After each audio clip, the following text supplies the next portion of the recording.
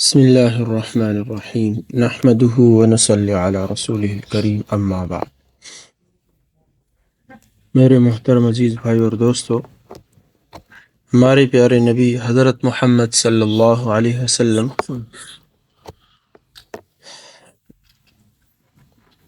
جب 8 سال کی عمر میں تھے تو آپ کے دادا جان کا انتقال ہوا، اور پھر ان کے بعد حضرت ابو طالب کی کفالت میں رہے۔ تو اس دوران آپ صلی اللہ علیہ وسلم نے شام کا ایک سفر کیا،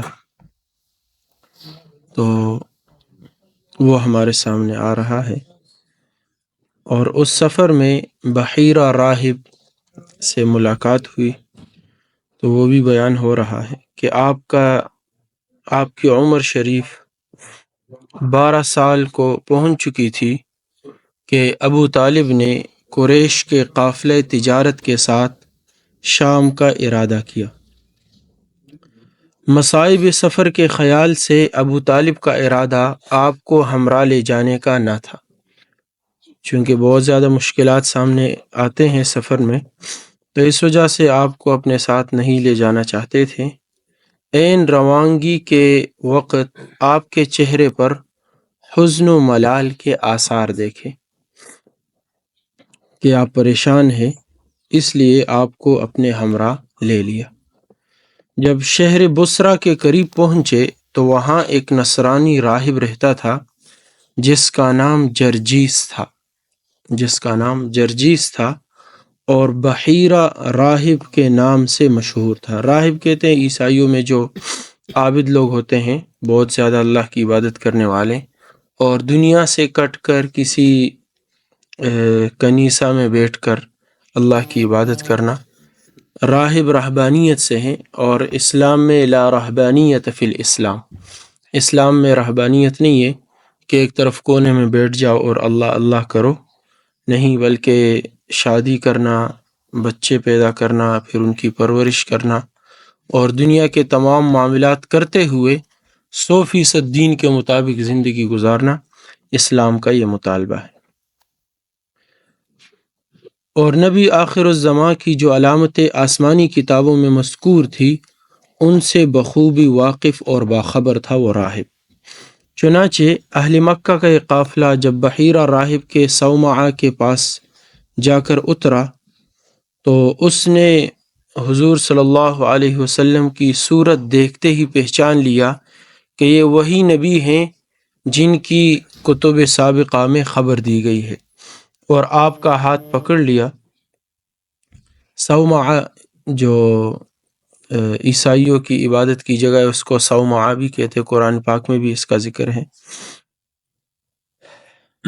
جامع ترمذی میں ابو موسیٰ اشعری رضی اللہ عنہ سے مروی ہے کہ ایک بار ابو طالب مشائخ قریش کے ساتھ شام کی طرف گئے۔ شام میں جس جگہ جا کر اترے وہاں ایک راہب رہتا تھا۔ اب یہ ایک دوسری روایت ہے، پہلی روایت یہ امام ترمذی رحمۃ اللہ علیہ نے بیان کی ہے۔ اس سے پہلے بھی بارہا اس راہب پر گزر ہوتا تھا، مگر وہ کبھی ملتفت نہ ہوتا تھا۔ ملتفت یعنی کبھی وہ توجہ نہیں دیتا تھا عرب کے ان قافلوں کو۔ اس مرتبہ قریش کا کاروان تجارت جب وہاں جا کر اترا تو راہب خلاف معمول اپنی صومعہ سے نکل کر ان میں آیا، یعنی ان کے پاس آیا، اور متجسسانہ نظروں سے ایک ایک کو دیکھنے لگا، یہاں تک کہ حضور صلی اللہ علیہ وسلم کا ہاتھ پکڑ لیا اور یہ کہا، ھذا سید العالمین، ھذا رسول رب العالمین، یبعثہ اللہ رحمۃ للعالمین۔ یہی ہے سردار دو جہانوں کا، یہی ہے رسول پروردگار عالم کا، جس کو اللہ جہانوں کے لیے رحمت بنا کر بھیجے گا۔ سرداران قریش نے اس راہب سے کہا کہ آپ کو یہ کیسے معلوم ہوا؟ راہب نے کہا، جس وقت آپ سب گھاٹی سے نکلے تو کوئی شجر اور حجر ایسا باقی نہ رہا جس نے سجدہ نہ کیا، اور شجر درخت کو کہتے ہیں، حجر پتھر کو کہتے ہیں، اور شجر اور حجر نبی ہی کے لیے سجدہ کر سکتے ہیں، اور علاوہ ازیں یعنی اس کے علاوہ میں آپ کو مہر نبوت سے بھی پہچانتا ہوں جو سیب کے مشابہ آپ کے شانہ کے نیچے واقع ہے۔ راہب یہ کہہ کر واپس ہو گیا اور فقط ایک آپ کی وجہ سے تمام قافلہ کے لیے کھانا تیار کرایا۔ کھانے کے لیے سب حاضر ہوئے تو آپ موجود نہ تھے، حضور صلی اللہ علیہ وسلم موجود نہ تھے۔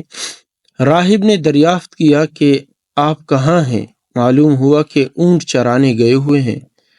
آدمی بھیج کر آپ کو بلایا۔ جس وقت آپ تشریف لائے تو ایک ابر آپ پر سایہ کیے ہوئے تھا۔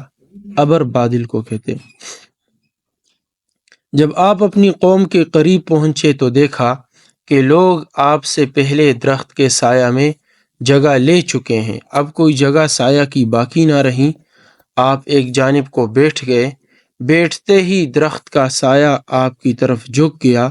راہب نے کہا کہ درخت کے سایہ کو دیکھو کہ کس طرح آپ کی طرف مائل ہیں، اور کھڑے ہو کر لوگوں کو قسمیں دینے لگا اور یہ کہا کہ آپ لوگ ان کو روم کی طرف نہ لے جائیں، رومی اگر ان کو دیکھ لیں گے تو آپ کی صفات و علامات سے آپ کو پہچان کر قتل کر ڈالیں گے۔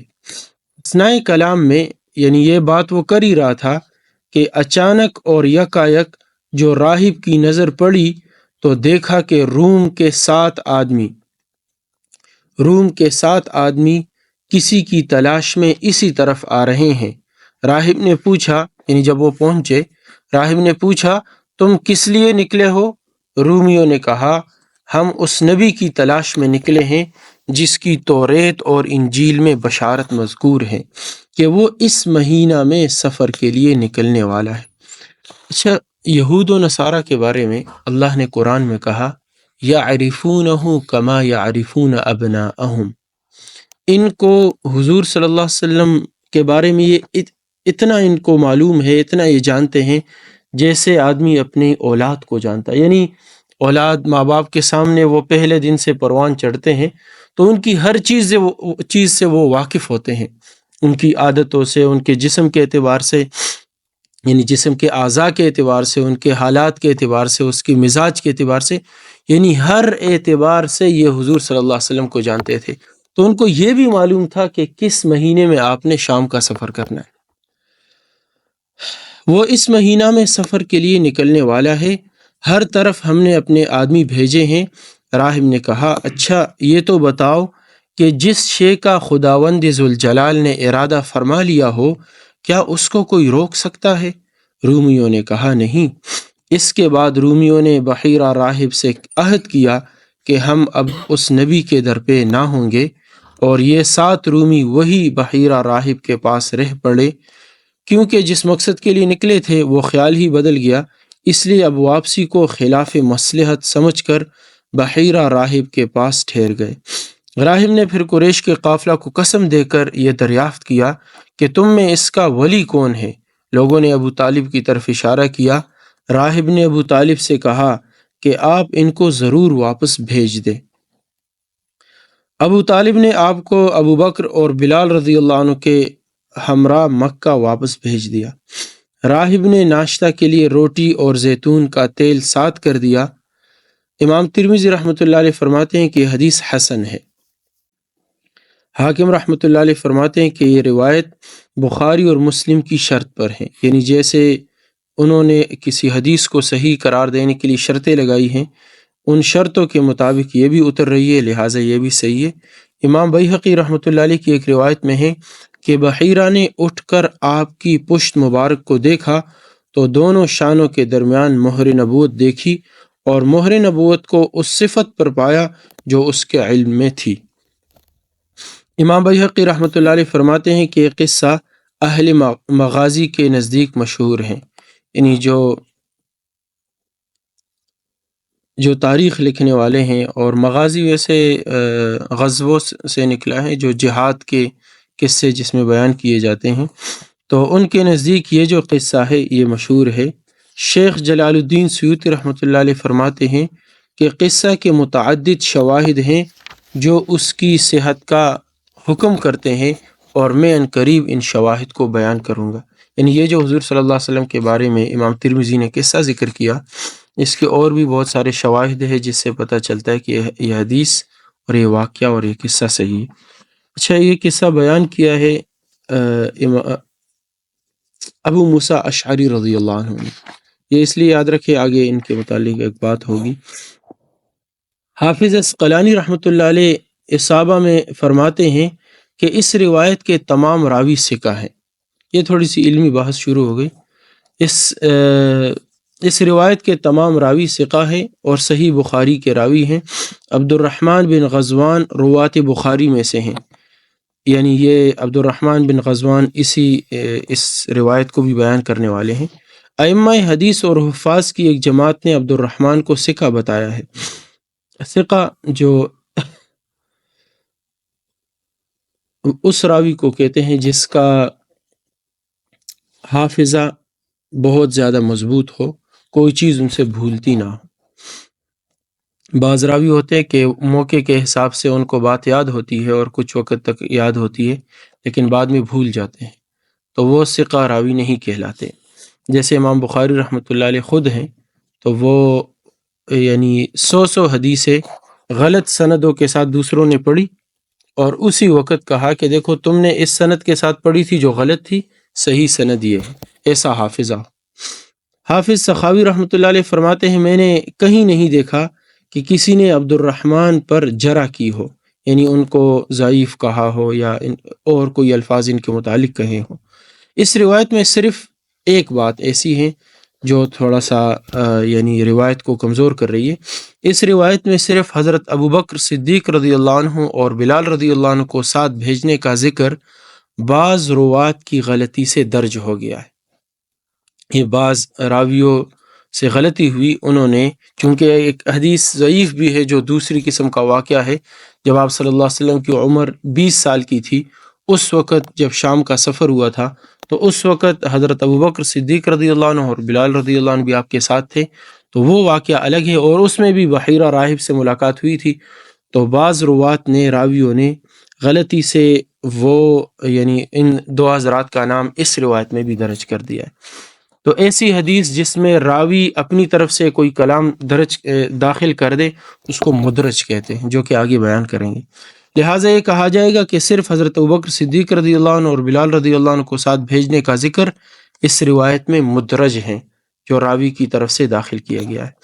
اور ایک کلمہ کے مدرج ہو جانے کی وجہ سے تمام حدیث کو ضعیف نہیں کہا جا سکتا۔ یہ کہہ رہے ہیں کہ یہ ایک بات تھوڑی سی کمزوری کی طرف لے جانے والی ہے، لیکن اس ایک بات کی وجہ سے پوری روایت کو ضعیف نہیں کہا جا سکتا، اس لیے کہ حدیث کے تمام راوی ثقہ ہیں، روایت کرنے والے چونکہ ثقہ ہے تو لہٰذا یہ حدیث صحیح ہے۔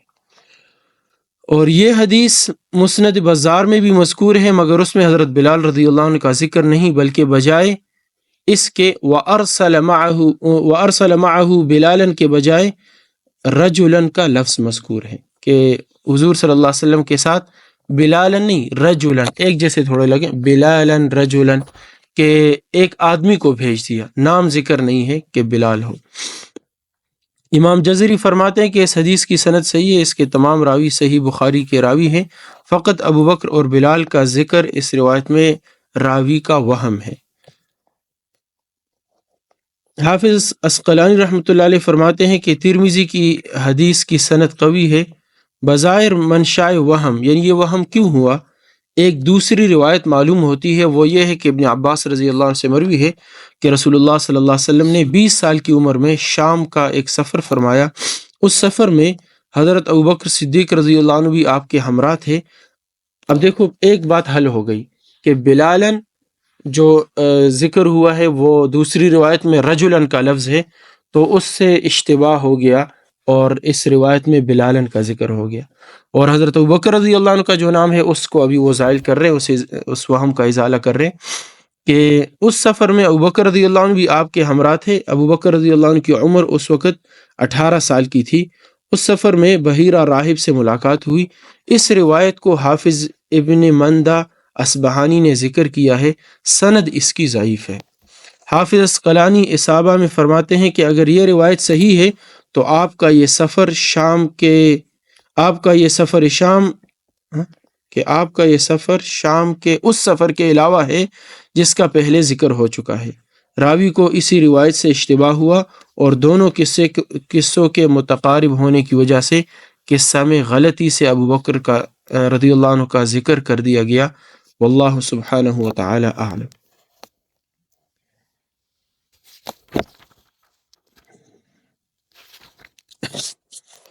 آگے یہ بات تھی کہ اس روایت کو بیان کیا ہے ابو موسیٰ اشعری رضی اللہ عنہ نے، تو اس بات کو ذکر کر رہے۔ علامہ شبلی رحمۃ اللہ علیہ اس روایت کی تنقید کرتے ہوئے لکھتے ہیں کہ یہ روایت ناقابل اعتبار ہے۔ اخیر راوی جو یعنی اپنے جو سلسلہ روایت کی جو زنجیر ہے اس کا آخری راوی ابو موسیٰ اشعری ہے، تو اخیر راوی ابو موسیٰ اشعری رضی اللہ عنہ ہے، وہ شریک واقعہ نہ تھے، چونکہ وہ بالکل آخر میں مسلمان ہوئے ہیں۔ غالباً مجھے صحیح یاد نہیں پڑ رہا، لیکن حضور صلی اللہ علیہ وسلم کی وفات سے 3 سال پہلے یا اس کے آگے پیچھے ہو سکتے ہیں، لیکن بالکل آخر میں مسلمان ہوئے تھے۔ ابو موسیٰ اشعری رضی اللہ عنہ ہے اور وہ شریک واقعہ نہ تھے۔ جاننا چاہیے کہ اگر صحابی ایسے واقعہ کی روایت کرے کہ جس میں وہ شریک نہ ہوا ہو تو وہ حدیث محدثین کی اصطلاح میں صحابی کی مرسل کہلاتی ہے۔ یعنی علامہ شبلی نے اعتراض کر دیا کہ یہ تو خود اس واقعہ میں موجود ہی نہیں تھے، تو لہٰذا اس واقعہ کی صحت پہ تھوڑا سا نشان پڑ رہا ہے، تو اس کی وضاحت کر رہے کہ جاننا چاہیے کہ اگر صحابی ایسے واقعہ کی روایت کرے کہ جس میں وہ شریک نہ ہوا ہو تو وہ حدیث محدثین کی اصطلاح میں صحابی کی مرسل کہلاتی ہے۔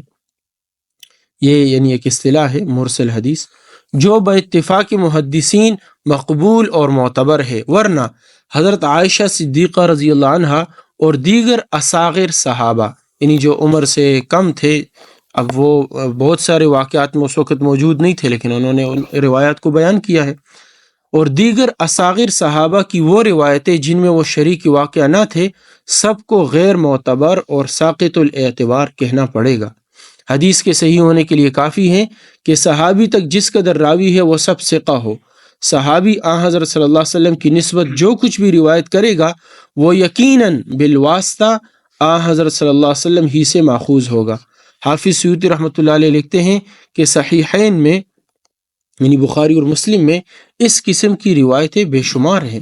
لہٰذا اب امام علامہ شبلی کی اس بات کو اگر ہم لیتے ہیں کہ کہ حضرت ابو موسیٰ اشعری رضی اللہ عنہ موجود نہیں تھے، تو صحیحین کی بہت ساری روایتوں پہ رد ہو جائے گی، جو کہ بالکل محدثین کی اصطلاح کے خلاف ہے۔